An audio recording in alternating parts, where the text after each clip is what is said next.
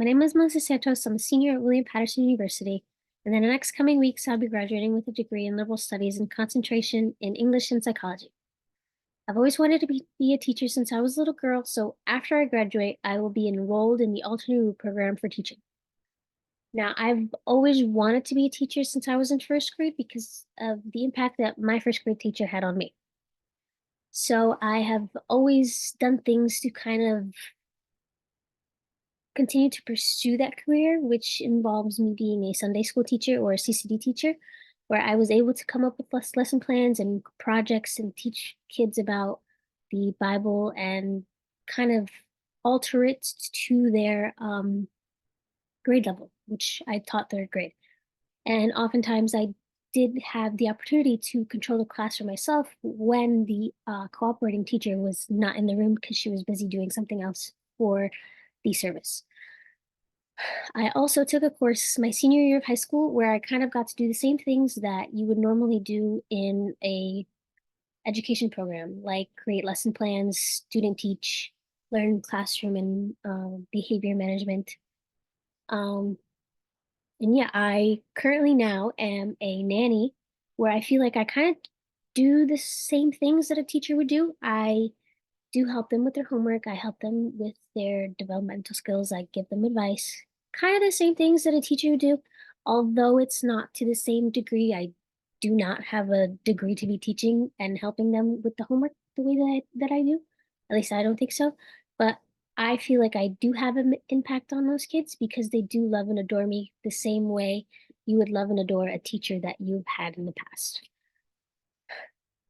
So now, kind of changing the topic a little bit, I would like to talk about some topics that we've learned in the course and some topics that we have not learned in this course. So if you would take the time to just look up at the screen, we will begin to talk about how to convert, share, and post documents electronically. More specifically, Google Classroom, since that's the program that we're most familiar with now, using it in this course.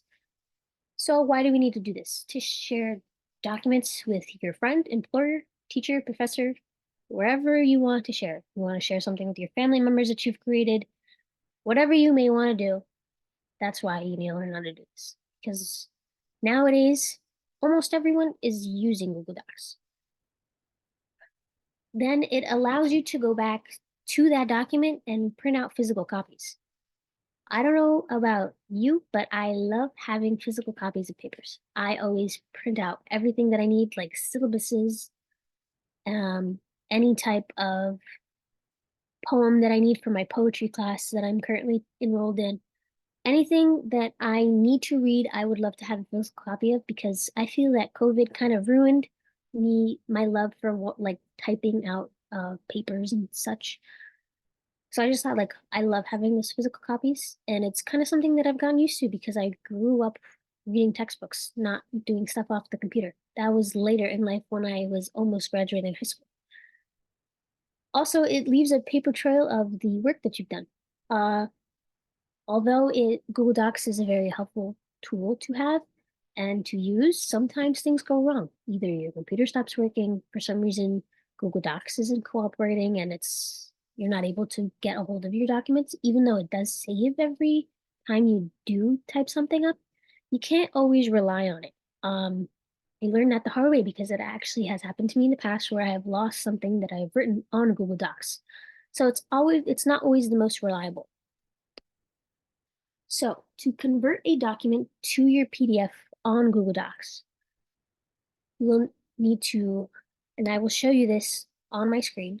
You need to go to File, scroll down to Download, and then you have a list of things in which you can save your document as. For the purpose of this, you will need to go to PDF.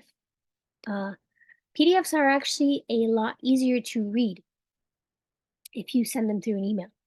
I know personally my mom owns a business, and if I were to type something out on my MacBook on the Pages app that is on the computer, um, the client in which I'm sending the email to will not receive that document. Well, they will receive it, but they won't be able to open it. So having a PDF is a lot easier to open to whoever is reading your document. And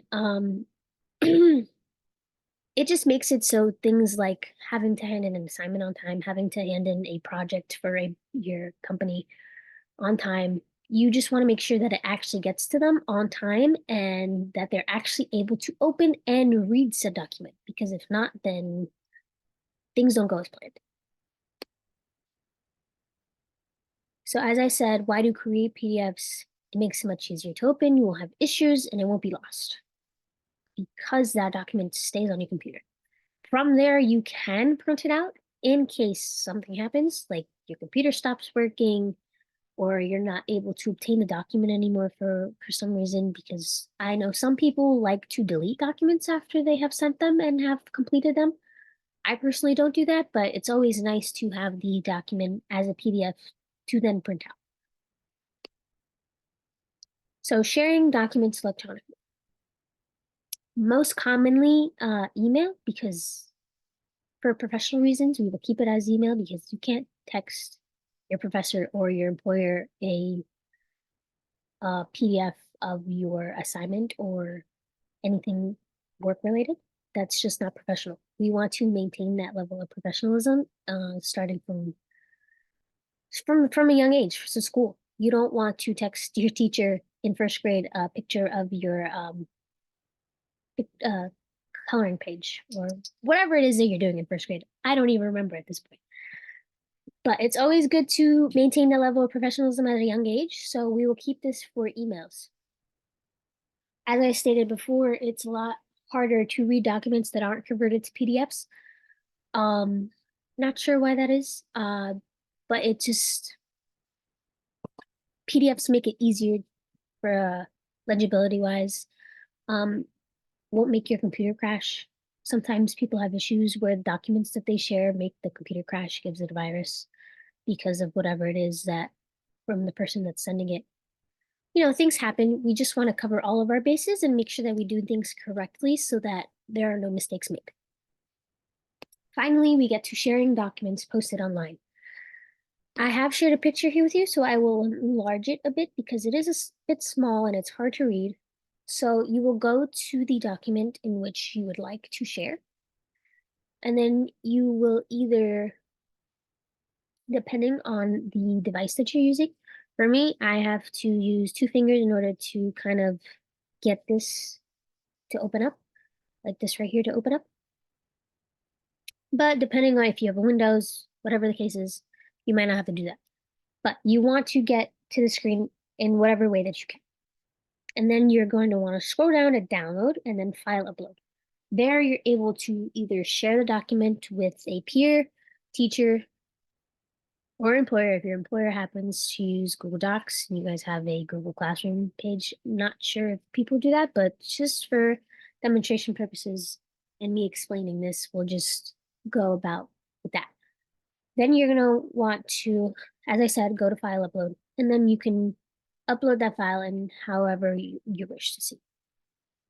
This way, once you share that document, you can make changes as you see fit. For example, a writer has written multiple copies of the same book and has gone through multiple process of editing that book. And sometimes, more often than not, there still are a few things that need to be changed to the book, but we often miss them. So, in order to get the least amount of mistakes as possible in a document that is being shared to either the public or a teacher, you want to make sure that you are able to share that document with others so that they can put their input in to make sure that it's the best that it can possibly be. So, with that being said, I hope that I was able to help you out a little bit. Again, it's much easier to focus on one program such as Google Docs because it is so common today, especially after the pandemic when most people were using Google Classroom in order to teach their lessons. Obviously, there's the exception with Canvas and Blackboard, but most often the people have been using is Google Classroom because it's a lot easier to connect with your students and edits and write because it's something that we're familiar with. So next, what I would love to talk to you guys about is how to create a web page. I know that things nowadays are advancing pretty quickly. Most people would love to have a digital copy of your either resume, things that you've done, for example, a teacher lesson plans. Um, Sometimes it's kind of annoying to be carrying around a big, bulky binder filled with all the things that you've done. Sometimes it's a lot easier to just send your future employer or whoever's doing the interview a link, and they have everything at their disposal. They don't have to flip through things. It's just one click away. So, what you want to do first is research every possible um, website in which you can create a website. Um, Most often, there will be websites where you will complete all the steps in order to create the website, and at the end of it, it's going to ask you to pay. Most people, especially college students like myself, do not have the kind of money as cheap as it is to be spending on a website builder. Um, we just want everything to be quick and easy, one straight line across, no zigzags between. Short, simple, to the point. So, are you willing to spend that money or do you want to have it for free? Because personally, I would love to have it for free. If it's free, it's for me. So then you should take the time to play around with each website that you find that you may have an interest in. Because again, you might have to pay. Sometimes things are geared more towards other businesses or other people, such as people who want to create ebooks for their recipes and people that want to do their own personal blog. Sometimes things aren't like that you think are going to be for you, might not always be for you. So your next steps are going to be to pick your domain or your IP address. And then you're going to want to register that domain and add pages and useful content in which you would like to have your website for. So for demonstration purposes, we'll be talking about kind of like a resume type of thing where you show all your documents that you think are relevant to the interview process or boss in which the job that you're interested in. Or um, the like email, you can add your email onto it for other means of communication. Just a list of things that you can do for said website for this process. Then you're going to want to optimize your website, make it easy to locate. I don't know about you, but I do not want to be looking up a website called princesspeach.com or anything like that. I would love to maintain that level of professionalism and simply just use my name. Me personally, I use the domain that I use for my email address. But for most people, you are simply able to do your name. So, for example, john.smith.com. Simple as that. It's that easy.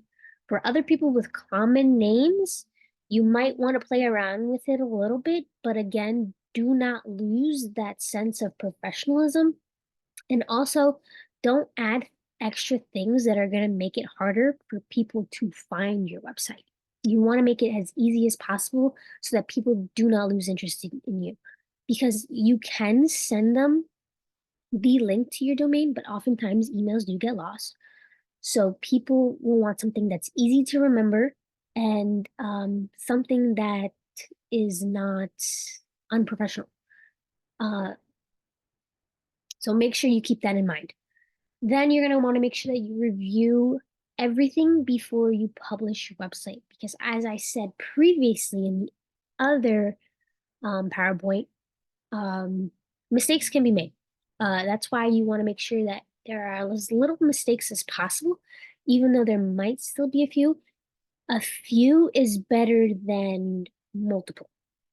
Uh, a future employer will not want to hire you if they see those mistakes being made right off the bat. So it's important that we make sure that we have the best chances at getting a job or have the best chances at getting the best possible grade if you are sending this to a teacher, which in this case, I will be showing the website that I have built for the previous assignment. So you want to make sure that there's as few mistakes as possible to keep the attention of the person that's reading said document. So now I will be showing the website that I have created. I decided to use the website wix.com. This one was the easiest for me to navigate and the one that best suited my needs, but again, it can be different for everybody. And you have to be mindful with how you navigate this website because if you do not do it the right way, then it will ask you to pay for a membership in order to continue using this website builder. So I created mine. At the top of the page, as you can see, where my mouse is my name and student because I still currently am a student. Again, I'm going to be graduating in a few weeks. So this is more geared towards a student. So I also created a um, little summary about me, little introduction. Nothing as big as what I said earlier. Just a little simple thing, the same thing that I said before, the college that I attend, my major, what I want to do after I graduate, and so on. This website also has these three circles right here. Now, I do not have anything on in these files, but you can, for example, contact. You can add multiple means of contacting you. If it's for an employer, you're going to want to add maybe another phone number if they currently have a phone number on file, and maybe another email that in which they can reach you. Personally, I would not put like an emergency contact sort of thing because they're trying to contact you. They're not trying to contact your mom. So I would just keep that in mind if and when you decide to go with this website and um, this this pamphlet that I decided to use. Next is projects. For me personally, when I decide to go off the student and go into educator,